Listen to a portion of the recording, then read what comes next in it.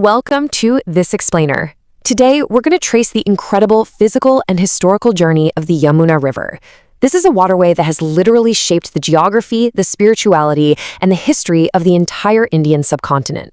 We're going to map out the whole shebang, from its pristine glacial source all the way down to its modern-day ecological crisis. So, right off the bat, we run into this massive contradiction. It's honestly one of the most fascinating and kind of tragic paradoxes in the natural world. Think about it. How does a river that is actively worshipped for its power to purify the human soul become one of the most severely polluted waterways on the planet? Well, to really understand this, we need to take a historical pilgrim's journey, starting from the river's untouched origins and flowing right into its modern crisis. All right, Section 1. The divine source, from glacier to goddess. The physical reality of this river perfectly mirrors its spiritual significance. Physically, it starts at the freezing Yamunotri Glacier, which is over 6,000 meters high up in the Himalayas. But in Hinduism, it has this beautiful divine origin as the goddess Yamuna. She's the daughter of the sun god Surya and the twin sister of Yama, the god of death. It's actually believed that bathing in her sacred waters frees you from the torments of death itself. Now, geologically, tectonic shifts caused a massive shift in the Earth's crust. It's kind of like a speeding train being forcefully diverted onto a completely different set of tracks. The Yamuna was actually redirected from its ancient Ghaggar course to flow eastward into the Ganges basin. But, even though the physical Earth shifted beneath it, ancient texts like the Padma Purana have remained totally constant in declaring that her waters cleanse the mind and free the soul. Moving on to Section 2. Ancient Empires and Legends, the river that built India.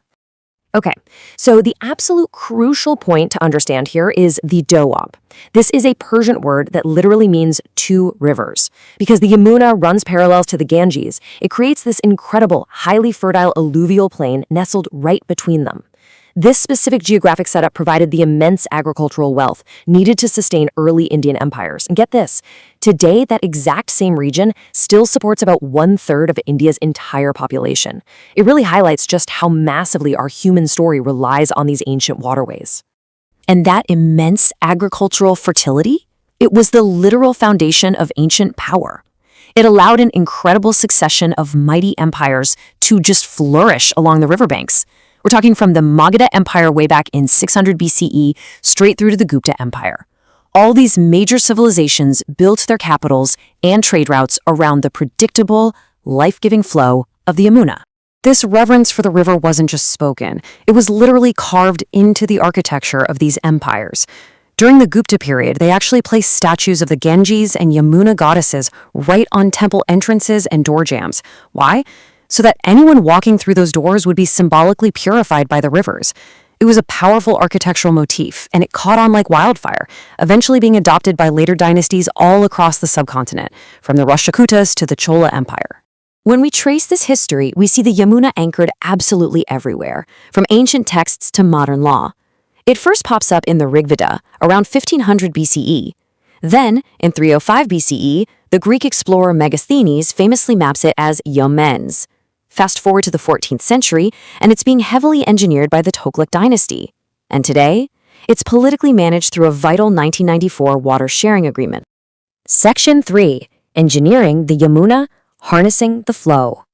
Let's map this out like a student guide for a historical pilgrim traveling this route today. First, they'd start way up at the untouched ice of the Yamunotri Glacier. As they travel south, they'd hit the massive Hatnikund Barrage, which is where the water gets heavily diverted. Further down, they'd reach the holy shrines of Vrindavan, which are deeply associated with Lord Krishna, before finally finishing up the journey at the sacred Triveni Sangam confluence with the Ganges.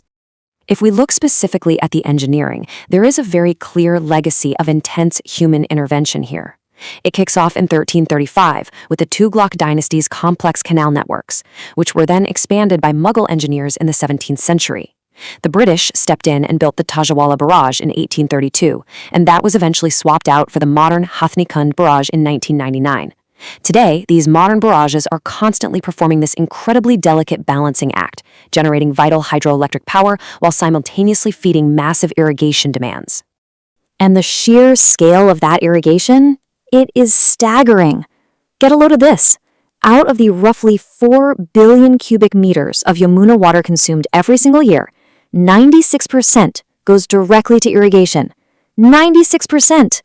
We are quite literally draining the river dry to feed the land.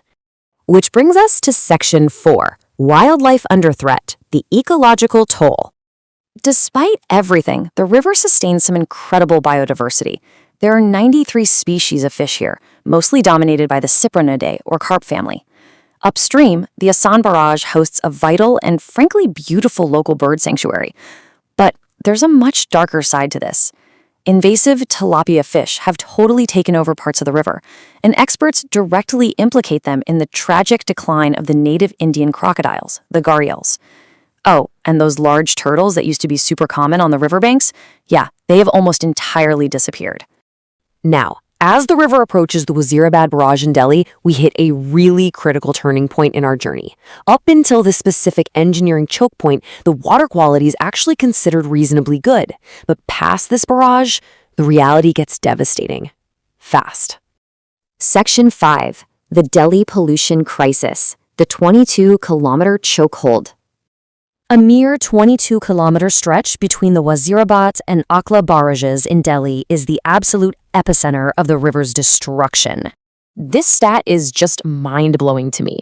That tiny 22-kilometer stretch represents less than 2% of the Yamuna's total length, yet it somehow accounts for nearly 80% of the river's total pollution. Seriously, how is that even mathematically possible? Well, let's take a look at the causes. It's really about volume. The sheer amount of untreated wastewater and industrial effluents just completely overwhelms the river's natural ability to flow and recover. Delhi is dumping 58% of its total waste right into the water through 15 major drains. And to make matters worse, 22 out of 35 of the sewage treatment plants are failing their own standards. This results in that infamous, horrible toxic foam you've probably seen in viral videos. People are out there tragically bathing in what looks like fluffy clouds, but it's actually hazardous chemical waste. On top of all that, downstream pump stations deplete the base flow, which means there's literally zero fresh water left to dilute this toxic soup. Finally, Section 6. Restoration and Confluence. The Path Forward. Okay, it's not all doom and gloom. The fight to save this ecosystem is seriously intensifying. The Yamuna Action Plan has been actively building sewage treatment plants since 1993.